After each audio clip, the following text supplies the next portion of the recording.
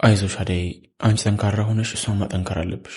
እሺ ዶክተር በጣም እናመሰግናለን። ችግር የለውም አደይ ግን እንዴትም ብለሽ ሕክምናውን እንድትጀምር አድርጊያት። ሕክምናውን ካልጀመረች ከፍተኛ ደረጃ ደርሶ ማዳን ማንችልበት ሁኔታ ይመጣል። እባክሽ አሳምኛት።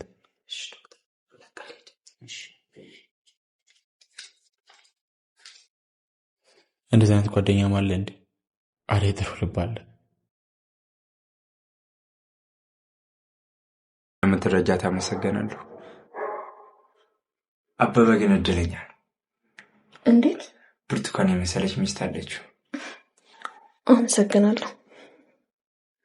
በቃ እኔ ልሂድ። ፍቅር ቆየች። እንዴ ሄለን ወዴት ነው የምትሄጂው? እኔ ቁጭ በይ። ፍቅር አደጋ ላይ ናት። መውጣታችን ታስበያታለሽ። እዚህ ነው እንዴ? ማነው ሲያለው? ሰላም የአደይ ድራማ ፋሚሊዎች፣ የአደይ ድራማ ቤተሰቦች እንዴት አላችሁ? ሁሉ ፒስ፣ ሁሉ አማን፣ ሁሉ ፋይን ነው ወይ? እኔ ጋር ሁሉ ፒስ፣ ሁሉ አማን፣ ሁሉ ፋይን ነው። ዛሬ አደይ ድራማን እንዴት አያችሁት? የሚገርም እና የሚደንቅ አካሄድ ነው የሄደው። እንግዲህ ለሊ እንዳያችኋት ያለባትን ህመም ለአደይ ነግራታለች። ካንሰር እንደሆነ ነግራታለች። አደይ በጣም አዝና ነበር። አይተኝ እንግዲህ ዶክተሩ ጋር ሄዳለች እንዳያችኋት። በኋላ የፍቅር እናት ላይ ስትከተላት ነበር። መኪና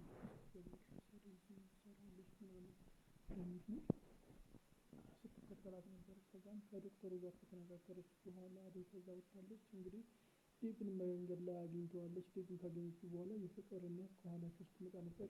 ለዴቭ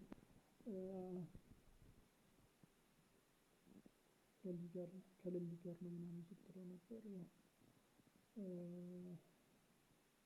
የፍቅር እናት መታረዩ መኪና ውስጥ ምን ትሰራለች? ከማን ጋር ነው ነበር። ያ ነገር ዴቭ ላይ ትንሽ ቅሬታ ፈጥሮበታል። እውነት ለመናገር ቀር ብሎ ነበር። እንግዲህ ከሌሊ ጋርም ወደ ሆስፒታል ሄደዋል። ከዶክተሩ ጋር ሲያወራ ነበር እንዳያችሁት። ስታወራ ነበር ከዶክተሩ ጋር አብረው ሲያወሩ ነበር። ከዛም በኋላ ሌሊ አደይን ለብቻው ሲያወራት ነበር። ዶክተሩ ሌሊ ከወጣች በኋላ አደይን ለብቻው ሲያወራት ነበር እና አጠገቧ ተቀምጦ እጇን ሲያሻሽ ነበር። ይህ ሰውዬ ማን ነው? ይህ ዶክተር ተብዬው ማን ነው? ምን ሀሳብ ይዞ ነው የመጣው? ምን ፈልጎ ነው ከአደይ እንደዛ ወደ እሷ ጠጋ ብሎ እንደዚህ እጇን የሚያሻሸው? ምን ፈልጎ ነው? ማን ነው? እስኪ በዚህ ሰውዬ ላይ ያላችሁን ሀሳብ፣ ያላችሁን ግምት፣ ያላችሁን እይታ በኮሜንት መስጫ አስቀምጡልኝ። ምን ፈልጎ ነው ከአደይ? ምን አስቦ ነው የመጣው? ማን ነው ወደ አደይ የላከው?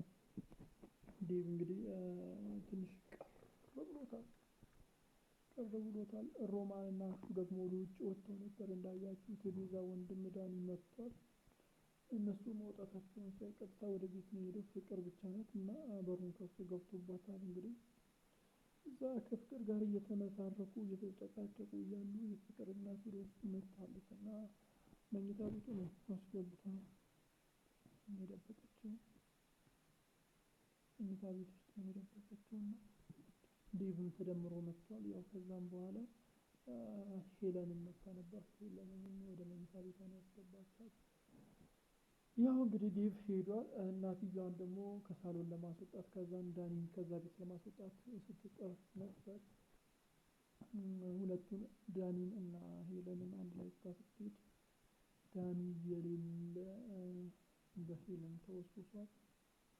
ምቿ ልጅ አለ። ልጅቷን ጡቷ ጉች ያለ ነው። ቆንጆ ናት ምናምን ተወስውሷል። እዛው ሊያስተኛት ፈልጓል። ሀሳቡ እንደዛ ነበር። ነገር ግን የፍቅር እናት ድምፅ ሰምተናል ነው እዚህ ያለው ብላ ወደ ውስጥ በሩን ከፍታለች። ዳኒ ተደብቋል። እንግዲህ ቀጣይ ክፍል ላይ ምን ይፈጠራል ብላችሁ ታስባላችሁ? ታስቡትን ሀሳብ አስተያየት በኮሜንት መስጫ ላይ አስቀምጡልኝ። ቻናል አዲስ ከሆናችሁ ደግሞ ሰብስክራይብ በማድረግ ደወሉን እንዳይዘነጉ።